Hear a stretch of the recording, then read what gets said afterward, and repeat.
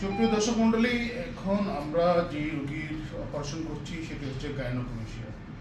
গাইনোকোমেশিয়া হচ্ছে যে ছেলেদের বড় স্তন,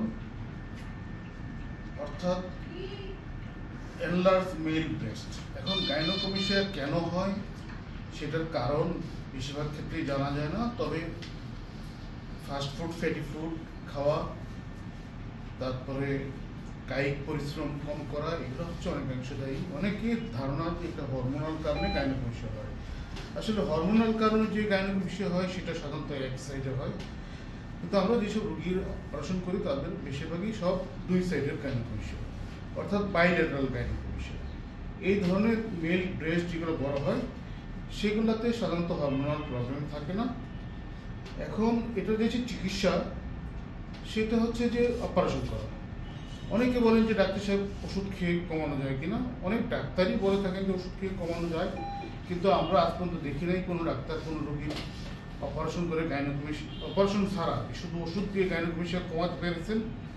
এবং আমরা যেটা করি, সেই গাইনোকোমেশিয়া অপারেশন করি, এটা খুব ছোট্ট একটা ছিদ্র করে অপারেশনটা করি। এখানে অজ্ঞান করতে হয় না, শুধু অবশ করে আমরা এই রোগীর অপারেশন করি।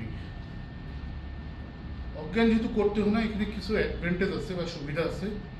এক নম্বর হচ্ছে যে রোগীকে হসপিটালে ভর্তি হতে হবে।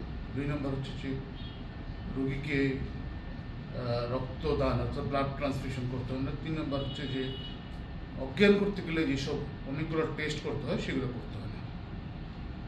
রোগী সজাগ, আমরা রোগীর সাথে কথা বলছি, রোগী মাঝে মাঝে ব্রেক নিচ্ছে, আমরাও ব্রেক নিচ্ছি, নিয়ে ধীরে ধীরে অপারেশন করছি। এটা একদম 99.9% নিরাপদ অপারেশন।